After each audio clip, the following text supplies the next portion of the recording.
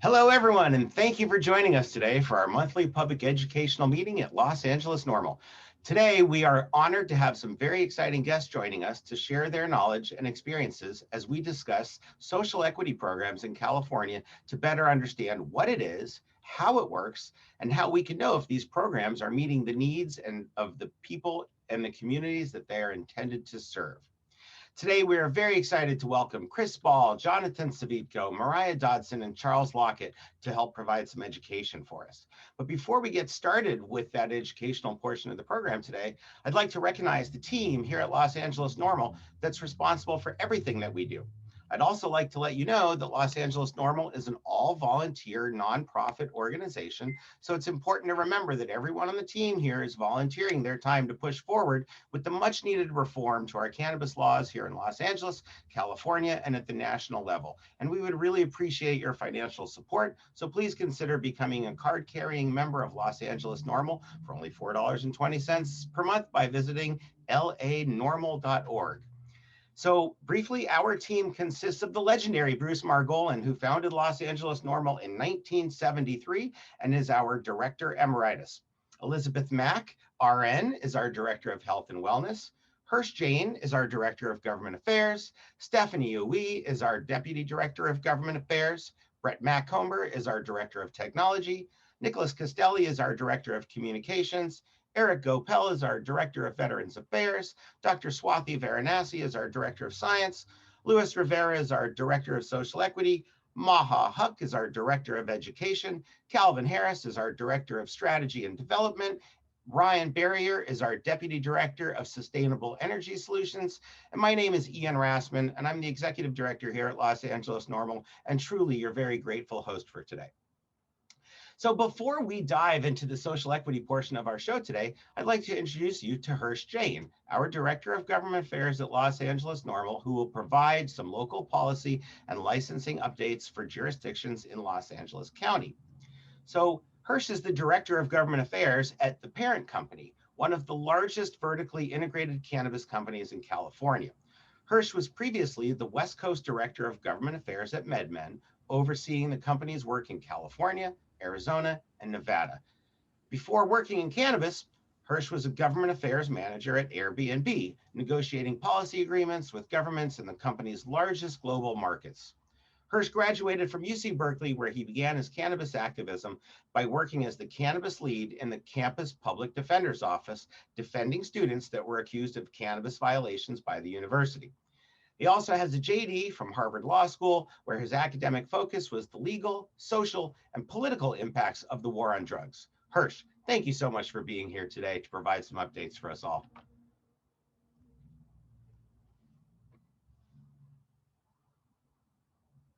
And you're muted, Hirsch. Hold up.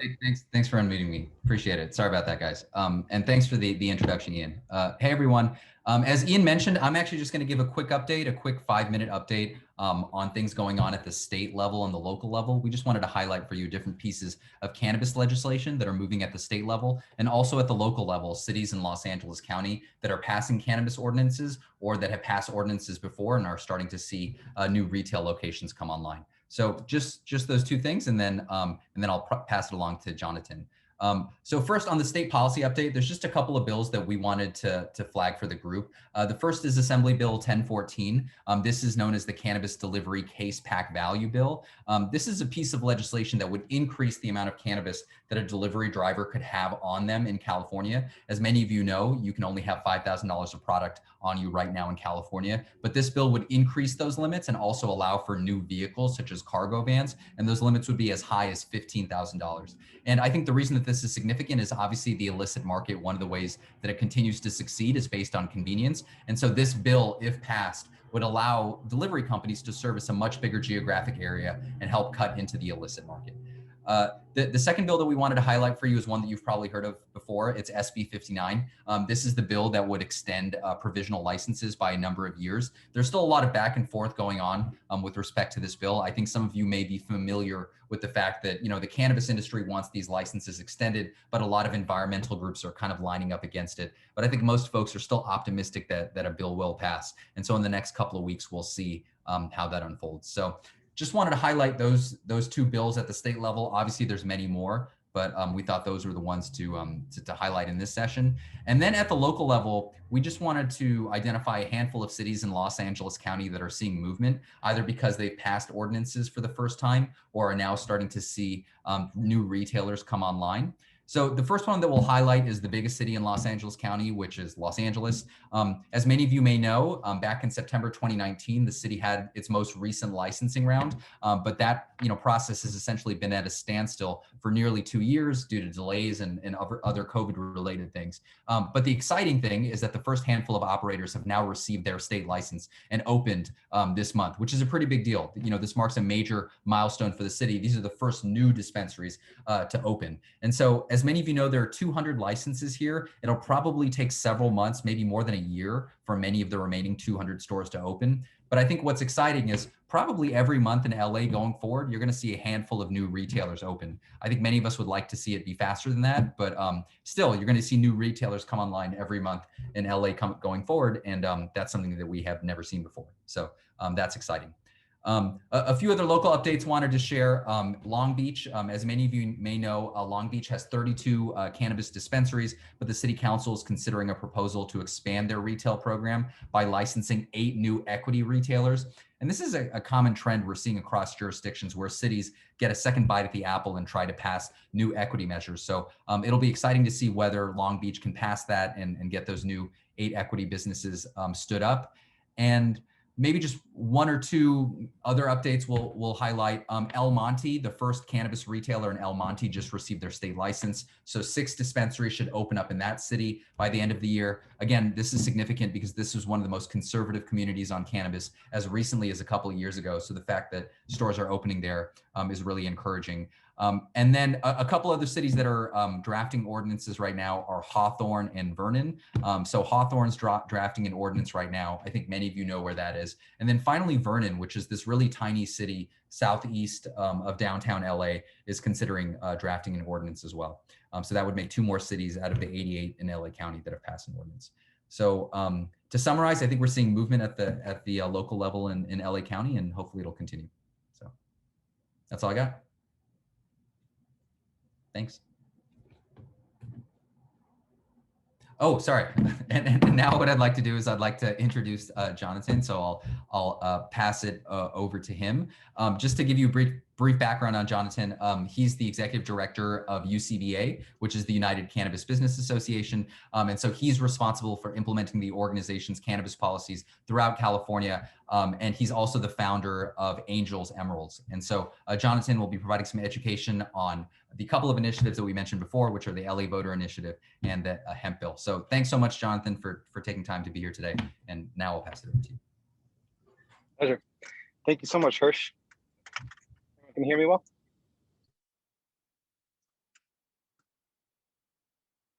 Excellent.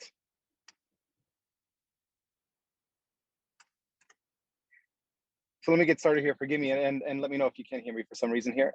So again, my name is Jonathan Seckel. I'm the executive director of UCBA. A couple of things that I want to bring to your attention was to continue the discussion on some of the bills on a state level. In particular, one of them deals around hemp cannabinoids. Many of you have probably heard a lot of this in the more recent months from other kind of cannabinoid products such as Delta 8 and us on the market on there. This has been a discussion here in California. This is now the 3rd year in a row that we are dealing with these bills going forward. Back in 2019, the original bill, AB 228, came out and it sought to allow for hemp cannabinoid products to be put into food or consumable products, but it didn't have any of the same requirements that are required of cannabis-based products, namely in regards to testing. And where UCBA and many others throughout the state had kind of seen into stuff as being a really just kind of not setting up for being fair competition, and also is setting in the safeguards when it comes to public health and safety as well too. We had brought up some of those advocacy points back then, and unfortunately those bills did not make it through at the time. They came back a second year again, not resolving all those issues. So now we're getting a 3rd slice of the apple of this stuff, if you will, going forward. The concerns this year still remain with the bill. The bill came in 2 different avenues. One came in through the Assembly with AB 45, and the other one came into the Senate with SB 235. With SB 235, we enacted quite heavily with the author of the bill, really explained to them a lot of the concerns that we had with the bill. Some of them, just to mention on there previously, was obviously the testing parity that we wanted in there. We wanted the products to be able to be same in regards to the testing requirements that are of cannabis-based products. Some of the other ones in there is that the bill currently, as the language is written, is that it would allow for hemp-derived cannabinoid products to technically have more THC inside of them than what you would actually be able to get on the legal cannabis market. We think that would be something that would undermine the cannabis market, which is why we have brought up those concerns and are continuing to address them in there. And one of the other concerns we saw in there was also on the ability to be able to incorporate these hemp cannabinoids within our supply chain. The bill has made some progress to where we have seen the testing parity come to play, but we have not seen them come to the point to where they are actually requiring final form testing of the actual product itself. Similarly, when it comes to the integration of the hemp cannabinoid products within the cannabis supply chain, so far the best the language has gotten into there is to actually request a letter, which actually would have been already past due at this moment right now, to the governor that would have stated the steps that would be necessary for the cannabis supply chain to incorporate these hemp cannabinoids. The value behind that and what we've seen in other markets is, quite frankly, is if you know, here in California, there's a lot of barriers to entry with getting a cannabis retail license online. Included with that would be buffer zones and sensitive use areas that we're looking into, of course. And nothing, quite frankly, would stop someone from being able to set up a hemp cannabinoid product retail shop next door to a cannabis shop, competing to where there would not be the same taxes, the same testing requirements, and obviously, some of the same other standards on there. So what we're looking for is a level playing field that would allow for both the hemp and the cannabis industry to actually thrive together. And so we continue to advocate on that. SB 235 was held back by the author because they did not feel successful that bill was able to be able to address the concerns here. AB 45 continues to be making its way now through the Senate, and we hope that we'll still have some more opportunities to make the amends that we want to see within there so it can pass successfully with the industry's support. Similar to that, the other thing I want to kind of shift a little bit more locally here to Los Angeles. City of LA, while it is absolutely the epicenter of cannabis in the world, in many people's opinions, of course, we have a lot of opportunities still here to make this the thriving market that we know that we can. I think one of the bigger issues that we hope to address right now has been on the taxes. Regionally, LA has the highest tax in the area. You have certain cities, and I'll point to the city of Pasadena, for instance. LA, by comparison, we have 10% as a local tax rate for our retail cannabis, for recreational cannabis, but in the city of Pasadena, they are currently at only 4%. And so we think that that's something that doesn't give the LA licensed operators an opportunity to be able to compete regionally here, to say nothing of the fact that it also doesn't really do much to give us a better way to compete against the unlicensed operators, which still remain quite a challenge for us here within the city of LA. So in looking to address that, UCBA has started the process of putting together a voter initiative. We have reached out these last several months to a number of stakeholders throughout the industry, and we're going to be starting now a series of strategy meetings to actually put together language for different things that we want to change within the regulations here within LA. Some of the other notable ones outside of just the tax reduction will also be the ability to move your license, where right now we're quite restricted where we can do that. There's also other things such as looking at additional activities we want to add, on-site consumption lounges similar to what you see in West Hollywood, as well as temporary events. None of those things have still been allowed by City Council. And we hope to achieve an opportunity here with the voter initiative to give the City Council reason to work with us to be able to affect change in a more timely manner rather than waiting for this more organic process here in LA. Again, it is the epicenter for cannabis. There's no reason we shouldn't be able to have things done in a way that is much more viable to our businesses. So we really look forward to this being something that we can work on together. And for those of you that would be interested, please reach out to us over here, either through myself or through others on this call here today. We would love to incorporate you into those conversations that goes forward. The goal of the initiative is for us to have it passed by 2022.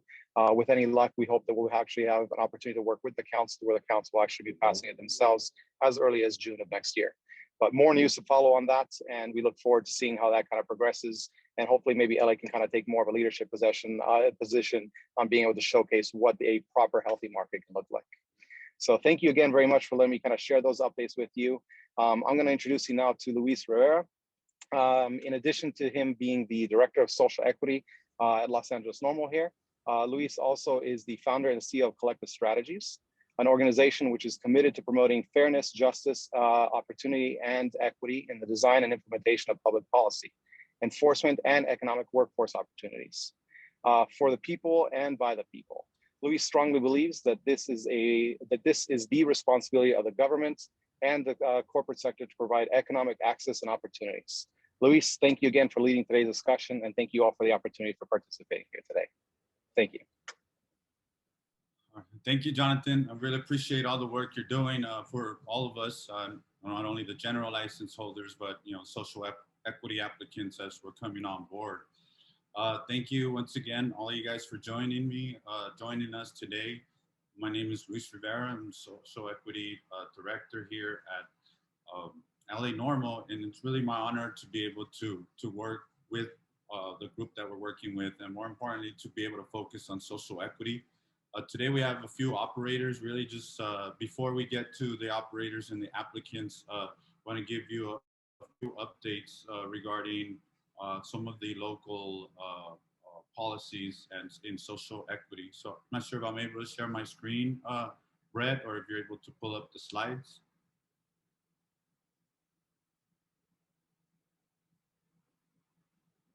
Okay, great. So as you guys know, LA has been one of the I guess leaders in the program, although it hasn't come with much challenge. It's been very difficult and timely process, but we have been implementing this program for the last few years.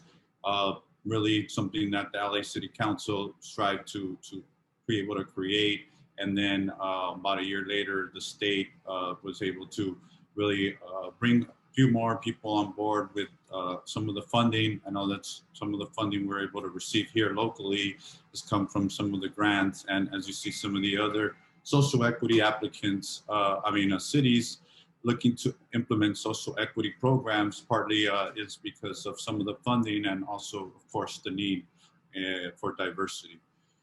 So here in LA, we started actually in phase 2 with non-retail, more of the supply chain in 2018, our social equity program, but more so really launched in round 3, phase 3, round 3 with the 200 licensees that are able to apply for retail. Right now, they've been in the process since 2019. September 2019, when they first submitted their applications, and there's about there's 200 total that were approved as social equity retail applications, and they're going through their process. It's a long process. To date, about I believe 30 or so have received their inspection or are scheduled to, and 3 or a few more. This was as of the last commission meeting at the middle or end of May. So there might be a few more.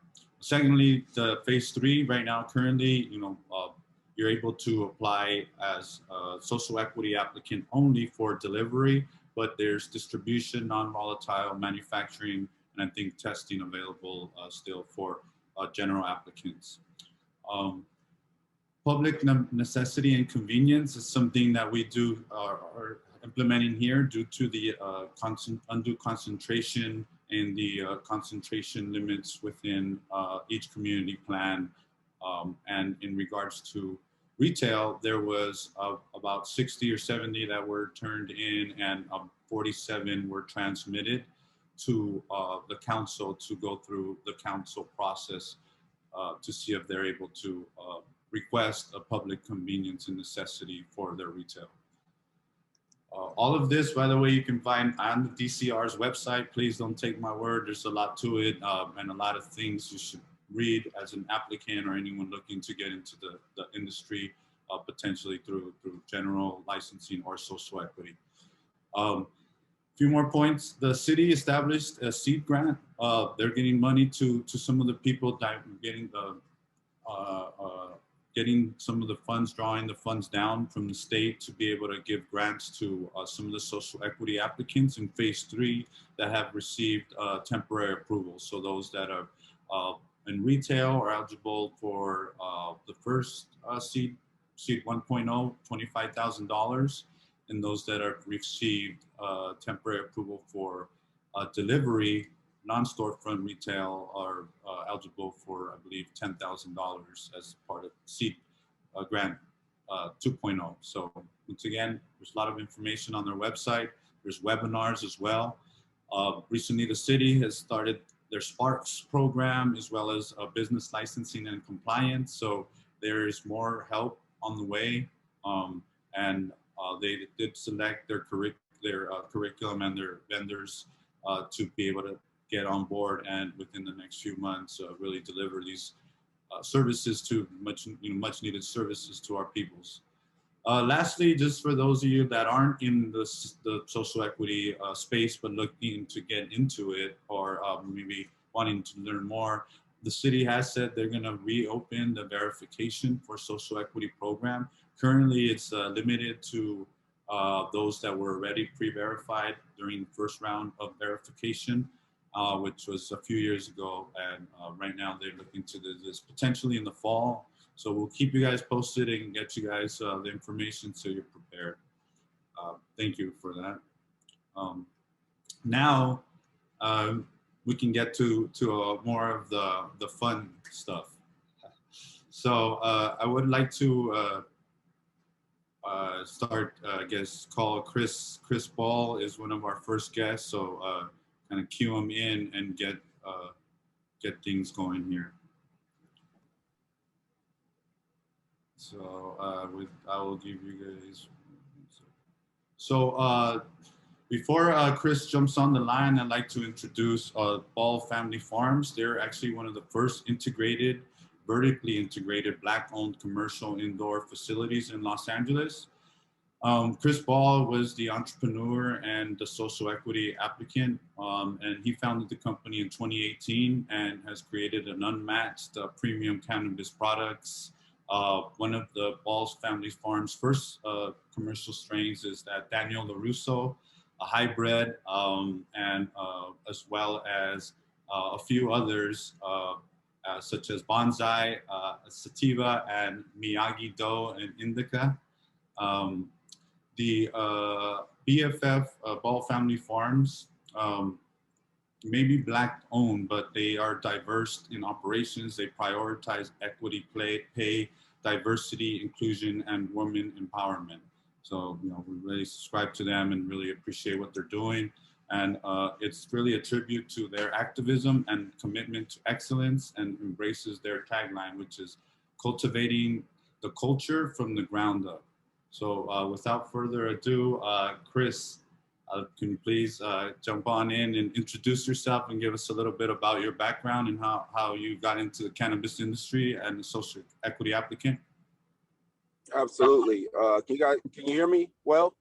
I'm in the car. Yeah, we're good. Sweet. So hi everyone. Thank you for that introduction. That was awesome.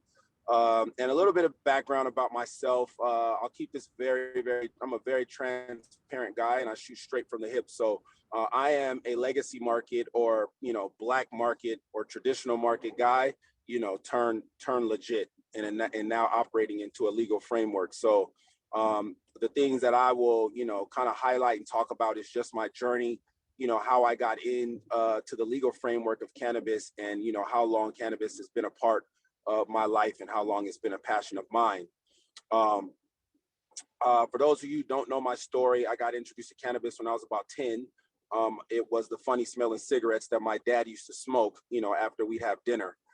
So after, we'd eat, we'd go over to the couch, watch a movie, mom's would grab her glass of wine, dad would pull his tray out from underneath the couch and roll up these little tiny funny smelling cigarettes that he would always smoke. So that was like my first introduction, to what cannabis was. My mom smoked cigarettes at the time. And so I knew what hers looked like, but dad's looked just a little bit different and they smelled funny. All right. So, fast forward over to, family barbecues and Christmas and Thanksgiving and birthdays, I would notice dad's funny smelling cigarette kind of getting passed around from my cousins and aunts and uncles, even my grandparents for that matter. So at that point, I started to figure out, that this was something different and it became a part of my culture. When I turned 16 in high school, my cousin Earl was the neighborhood weed guy. And cousin Earl was super fresh, always had the fresh pair of tennis shoes, had a car, had a herringbone necklace. Those were back in the 80s. I'm not sure about anymore. But yeah, cousin Earl was kind of like, he was kind of like of mine because he was so cool and so fresh. So, and I knew what Cousin Earl did. So at that time, I asked Cousin Earl if he could hook me up, my first ounce of weed. And he did. And I, kind of started on my entrepreneurship as a cannabis trapper, if you will.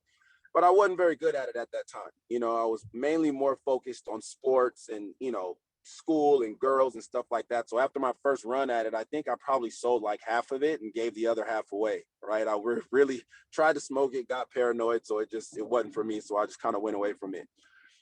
Once I graduated from high school, my parents had that tough conversation. You either got to get a job or you got to go to college. So I wasn't ready to get a job.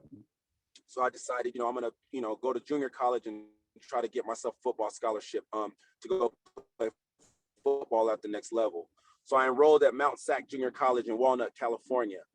At this point, I was out of the house and I knew I had to fend for myself. So I called my cousin Earl back and I said, "Oh, cuz, let me get another ounce again. I gotta take care of myself."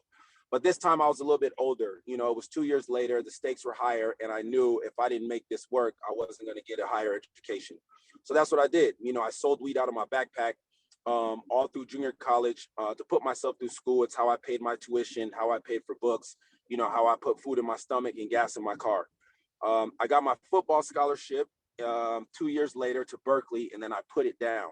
Never wanted to touch it again. Figured I got a full ride scholarship to school.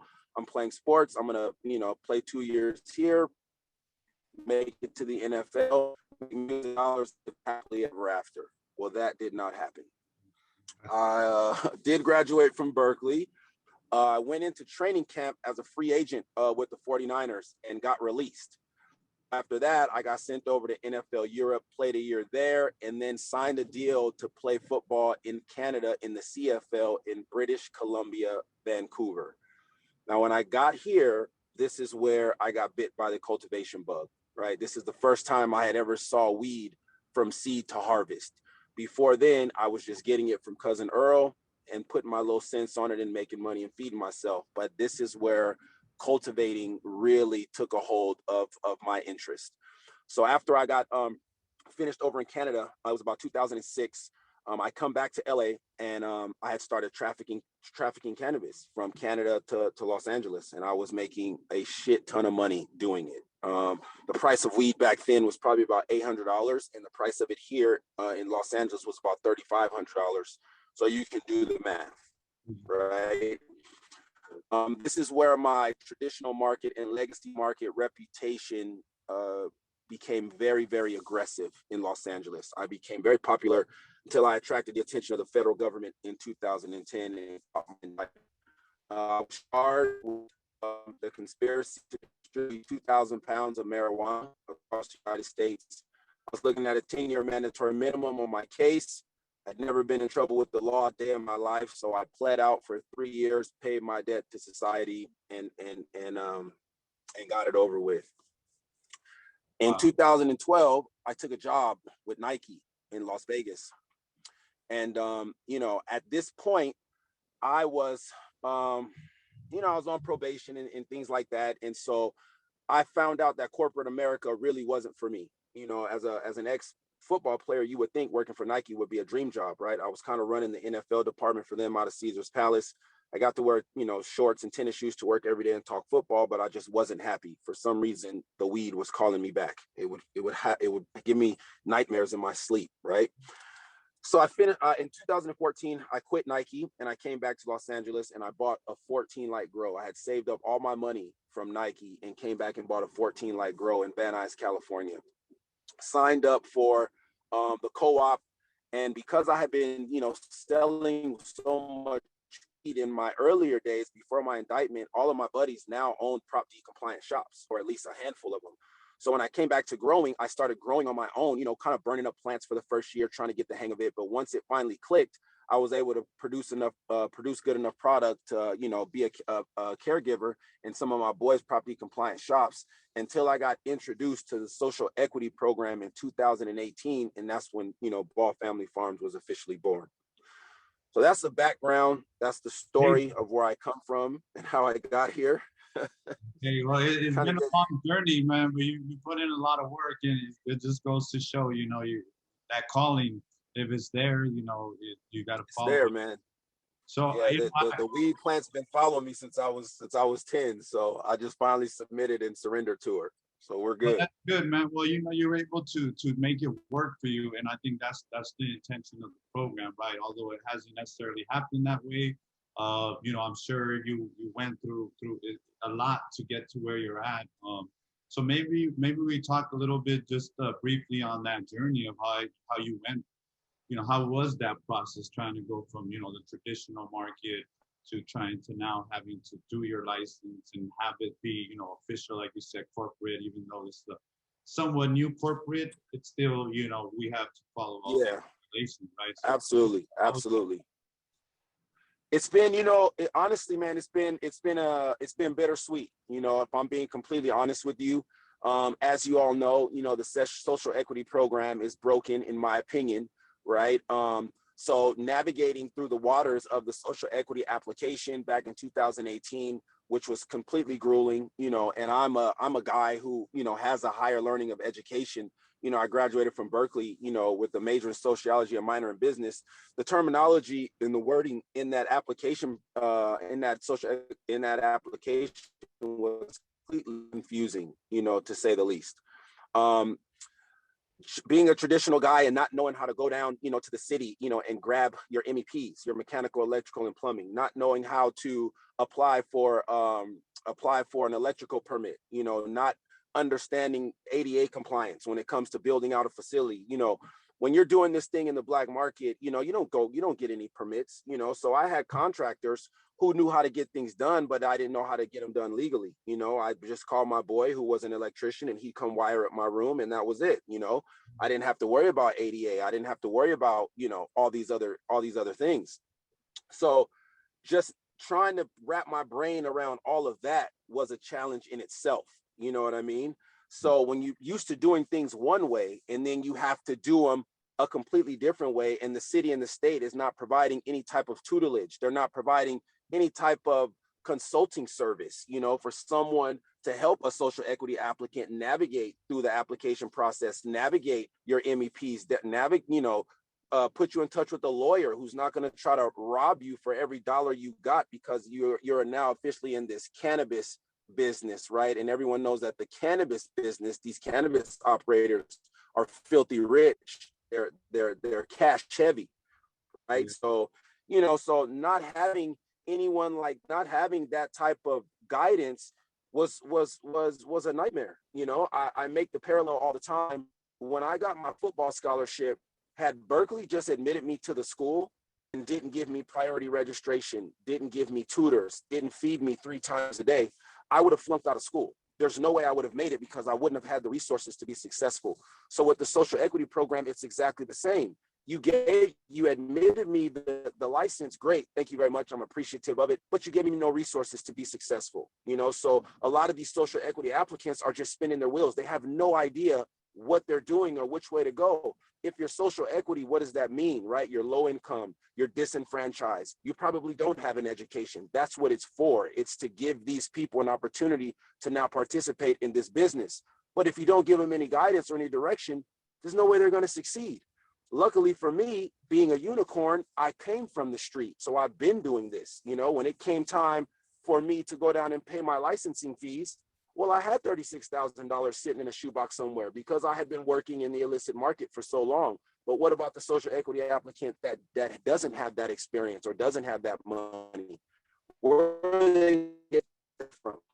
There's no financial aid, you know. So how do they get that? They have to partner with, you know, some operation or some smart individual that's going to, you know, do these predatory practices on them and you know, give them 5% of their business in order to pay for all of these licensing fees and navigate them through that. So, you know, for me, luckily, I was smart enough to know what I didn't have, right? Because I had some education behind me. So I was smart enough to know, hey, I don't know anything about the city. I may need to go find myself an urban planner or somebody who works for the city who can help me navigate through this. Luckily, I did in finding my COO now and partner in Ball Family Farms, Ebony Anderson.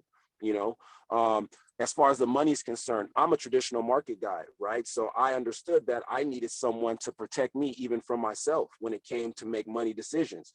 Who did I call on for that? I went and got my little brother. Luckily, my little brother was the straight A student and the guy who graduated from college and worked in corporate America and understood, you know, finances, understood employment insurance, understood all these different things because he had that background.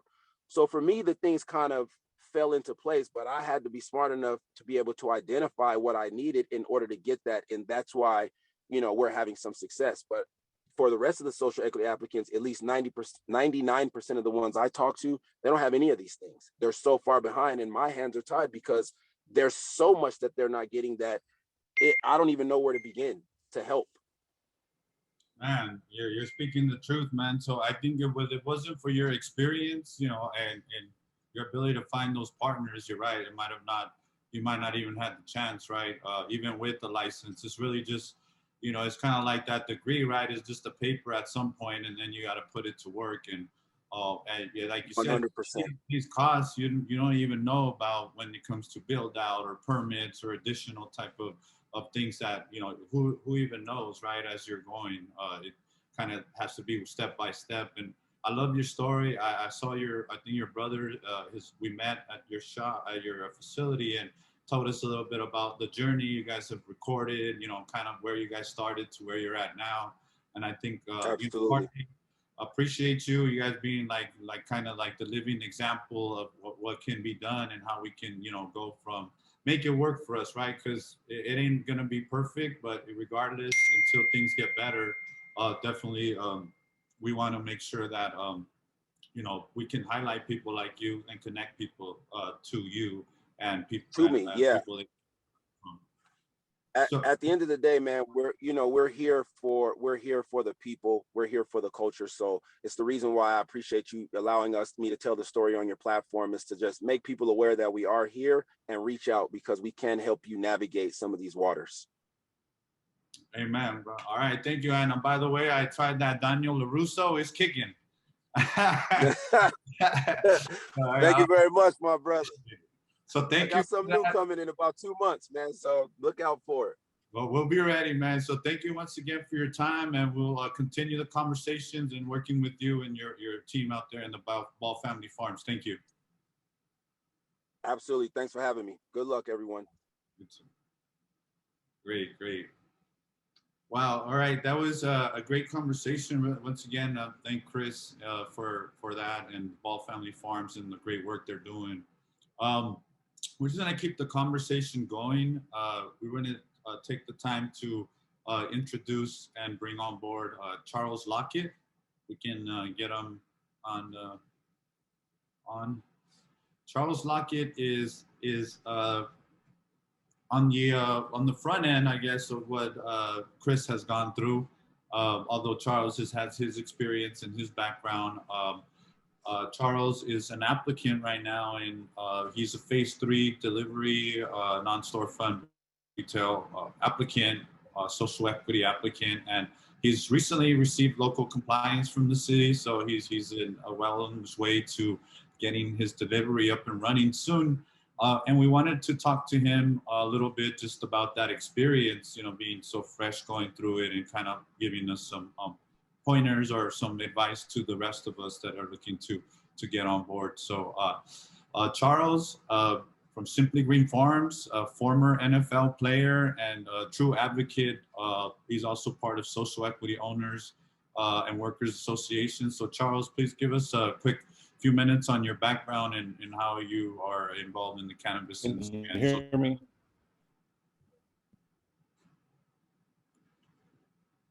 You there, Charles?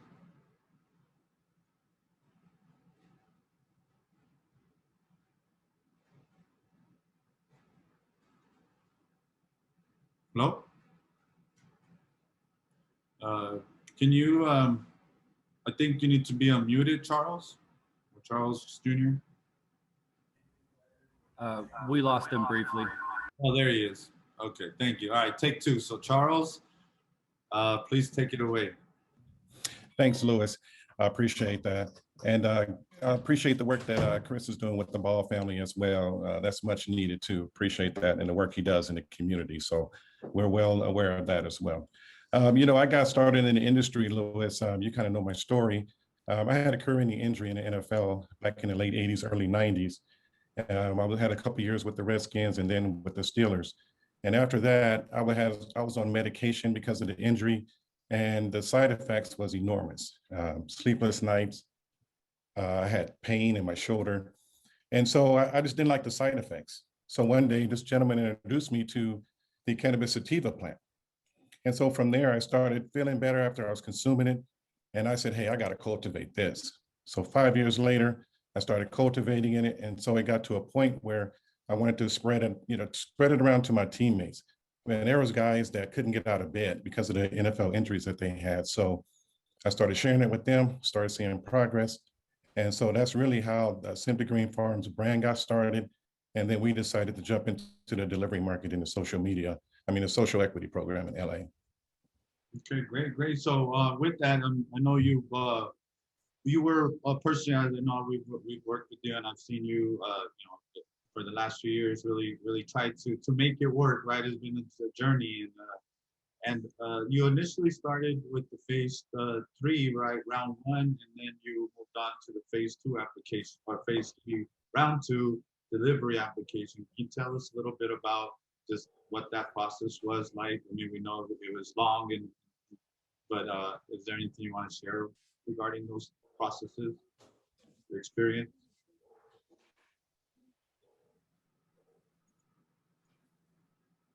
Yeah, that process was very difficult because at the time we had looked over, I would say 70 or 80 buildings, just trying to prepare for the licensing process. And, you know, being a social equity applicant, there was not a lot of buildings available because they were being scooped up by everyone. And so from that standpoint, we didn't make it in the top 200 round for the dispensary. And so, and as everyone knows, that process of first come, first serve back in 2018 didn't go so well, right? And so people got in the system early, so we had to wait. And man, we were holding on to buildings at this time, right? So, I mean, I think I had lost over $100,000 waiting for the process to start again. And so it got to a point where we formed an organization called Social Equity Owners and Workers Association. And we had to literally sue the city to get this process rolling again. So in the process of doing that, the city settled with us and gave an extra 100 licenses. So that's how the social equity program came to 200 licenses. And so we fought for it. And even though I wasn't in that top 100, I still felt like the fight was worth it, you know? And out of that came the delivery, the manufacturing, and the distribution for other social equity applicants. And my situation is different. We're vertically integrated as well. The facility that I'm on, we have distribution, which helps with our price points. We have delivery, which is what I received local authorization for. And we have cultivation on site as well as light manufacturing. So that helps the process. But one advice I would give people is, you know, make sure you get vetted by the city first, lock down a building, make sure you got a good investor, good relationship, and get an attorney to look over them documents because, you know, it's not in their favor. So that's something I would definitely recommend. But the process is long. The last 3 months have been great. And so, and here we are today, ready to rock and roll in about a month with the pre-launch. That's great, great. So a little bit more maybe on what you plan on doing with your brand. And, you know, I know you really are focused on the medical and just being able to help others and understanding the plants and you know, Simply Green Farms. Can you give us a little bit about what you plan on doing or how you plan on operating and really growing?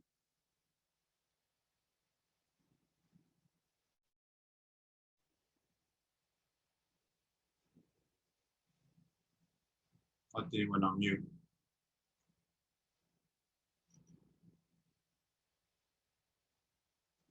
I think you're on mute. Okay, there we go. Yeah, well, the Simply Green Farm brand, Simply Green Farms brand is something that I really have a lot of passion for. We're going to roll that out in various forms, not only flower, but the tropical rubs. And then with the CBD, one of the things that happened when we were developing our brand is we met with a chemist and he broke down the different ingredients in each strain. So we started growing those to help reduce inflammation and joint pain. And it was really geared towards athletes at the time. I wasn't really trying to come to market or anything.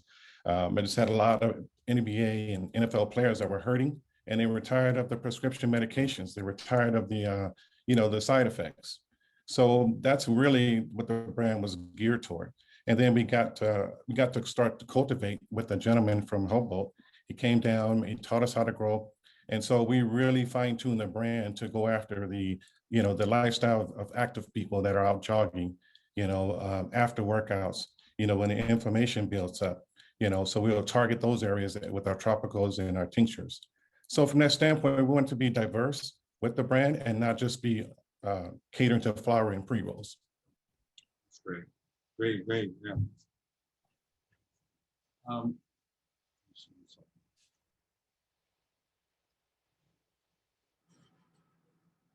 Hello?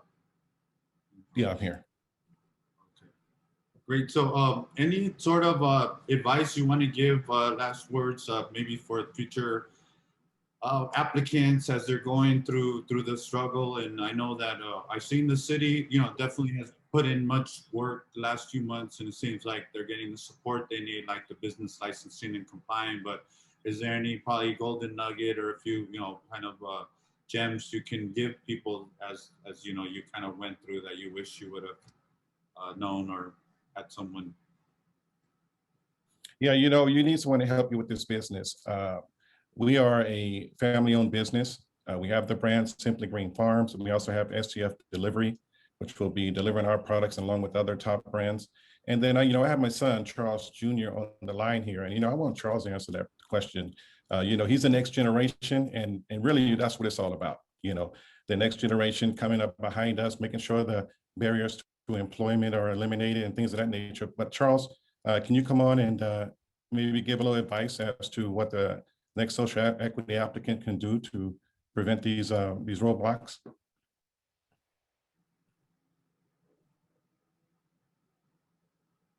Can you guys hear me?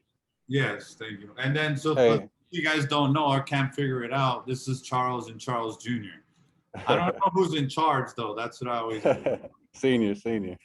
I'll be real brief. I just think that, piggybacking off what, Pop said, you need a team for this, and it's just grateful to be able to have people around you that you can trust, that really have your best interests in mind, because we all know this is a lucrative industry, but it's all about the people who you can trust and who you can have around you, because you're not going to be able to build off lies. You can't build, crap on top of crap, for lack of better words. So it all starts with the core. And, I just think that everyone should really find those core group of people that you could really trust, and then just spread the knowledge, man, because, it's all about the people, and just set your family up, set your kids up, just really just, bring it together wholesome. It's about the energy and love of cannabis. That's why we're all here.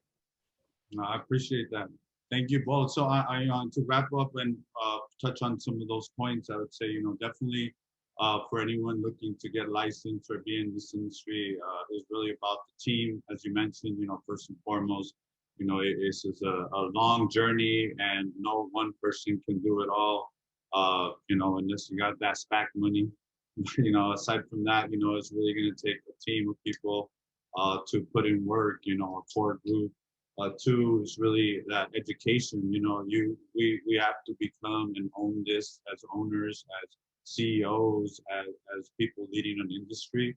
That means we have to put in the work, not only just have a fancy card and title, but really understand the policies, understand the business, the industry, the compliance, the taxes, the date, end of the second quarter, for example. These are things that we should be able, be thinking, and we need to learn about so that we can run successful businesses, whether that means you want to own it and run it and pass it down, or you want to sell and create an asset and opportunities for others, or be able to build wealth.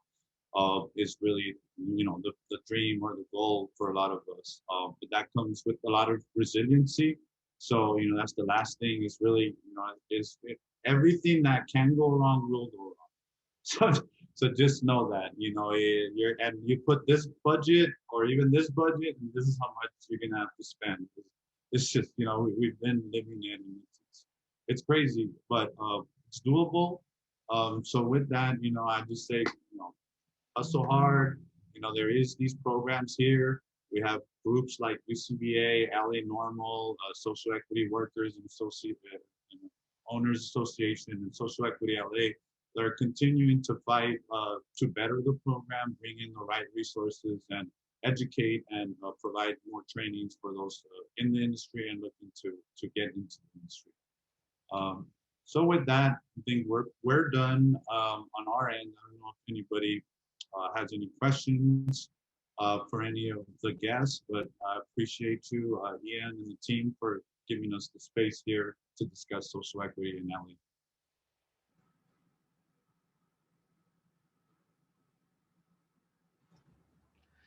Louis, thank you so much for leading that discussion today. Do we have any questions coming in from the audience? If we don't have any questions, then we'll get wrapping up here. So I'd really like to extend our greatest appreciation to our special guests that joined us today to provide this valuable education. Chris Ball, Jonathan Savitko, Charles Lockett Jr. Thank you guys so much for being here. We truly, truly appreciate you all. And I'd also like to thank everyone in our audience today for coming out to support Los Angeles NORML. We regularly have a lot of new things going on, and I'd like to encourage you to come to our website at lanormal.org, sign up for our free newsletter, and follow us on social media to stay abreast of our latest updates. I'd also like to remind you all that we are a nonprofit and all volunteer organization, and we would truly appreciate any financial support that you're able to provide to help keep the lights on. So please do consider becoming a supporting member of Los Angeles NORML at only $4.20 a month to support the important work that we're doing. And I'll tell you what, for the first 5 people that sign up today for $4.20 and pay a 1 year in advance, we will mail you a very limited edition. Let me get that up there. Not showing up well on the camera. Very limited edition enamel pin with a magnetic backing, so it won't mess up your clothes. And the lettering, of course, is green with a gold inlay to represent our 50th anniversary. And these are really very limited and never produced before. So get one for yourself. And so for everyone at Los Angeles NORML, we'd like to send a very big thank you to our special guest speakers and to those of you in the audience for joining us here today. Peace and love to you all.